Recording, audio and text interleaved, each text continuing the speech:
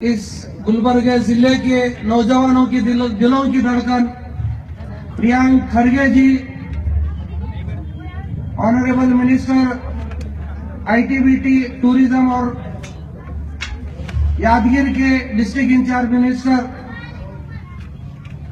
और गुलबर्गा डिस्ट्रिक्ट के प्रेसिडेंट बागन गौड़ा साहब और आलम खान साहब, मेरे सरपरस्त बाबा खान साहब, x mayor Iqbal Shirni furrows साहब,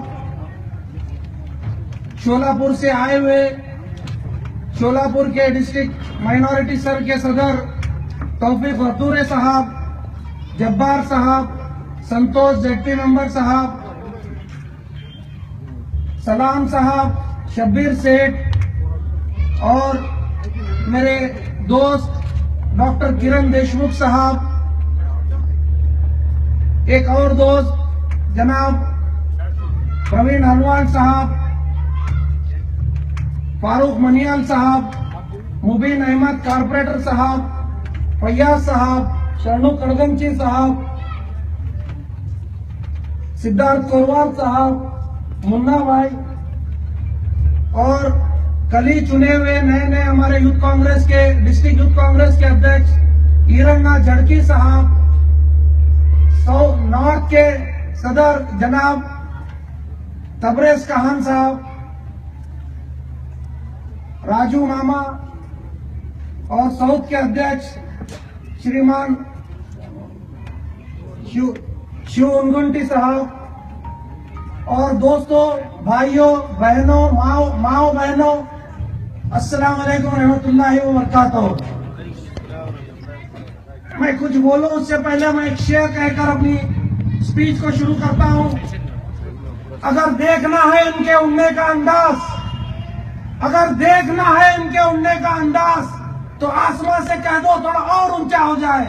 ये प्रियांक खड़गे जी के लिए है। मैं सबसे पहले तो तमाम गुलबर्गा नॉर्थ की जानिब से, महल्ले वालों की जानिब से, हमारे यूथ कांग्रेस के मेंबरों की जानिब से, नौजवान दोस्तों की जानिब से, मेरी माँ और बहनों की जानिब से मैं माजरत चाहता हूँ प्रियांक खड़गे जी को। हम 1 साल लग गया हमको प्रियांक खड़गे जी को यहाँ पे बुलाने में। मैं सबसे पहले माजरत चाहता हूँ दिल की गहराइयों से, हमें माफ करिए सर। दूसरी बात, यहाँ पर जब प्रियांक खड़गे जी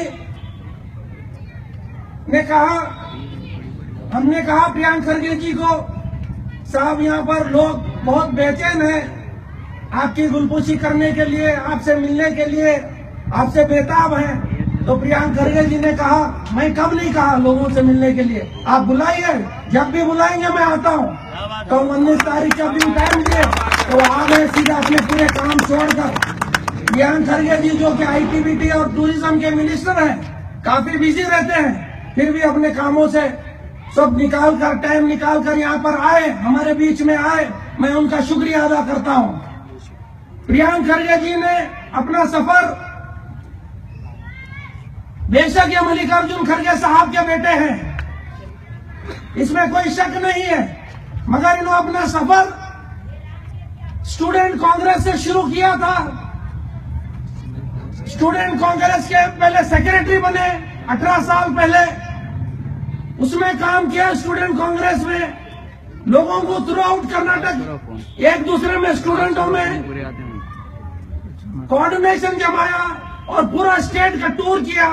उसके बाद यूथ कांग्रेस में आए, यूथ कांग्रेस में तकरीबन 10 साल काम करने के बाद ये फिर एमएलए इलेक्शन में खड़े हुए। एमएलए टिकट राहुल जी ने इनको मल्लिकार्जुन खड़गे साहब के बेटे होने पर नहीं दिया, इनको टिकट यूथ कांग्रेस का काम करने पर, यूथ कांग्रेस के लोगों को जुड़ाने पर, यूथ कांग्रेस के लोगों के कोऑर्डिनेशन करने पर इनको टिकट मिली वहां पर। ये हम जानते हैं क्योंकि हम प्रियांक खड़गे जी से बहुत करीब रहते हैं, इसीलिए मैं आपको बता रहा हूं।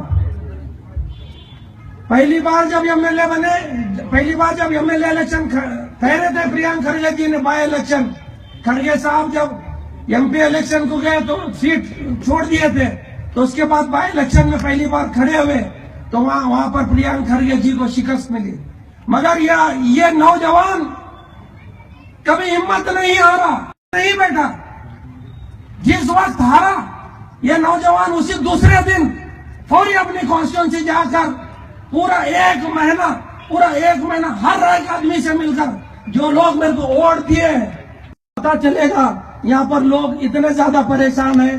कांग्रेस के लोग रहने के बाद भी कांग्रेस को आइडेंटिफिकेशन नहीं हो रहा है, मगर आप कर रहे हैं, लोगों को मैक्सिमम लोगों को ये कर रहे हैं। मगर अगर हालात सुधारना है तो सर लोगों को जुड़ाना पड़ेगा, लोगों के बीच में जाना पड़ेगा। हम लोग थोड़ा लोगों से दूर हो रहे हैं।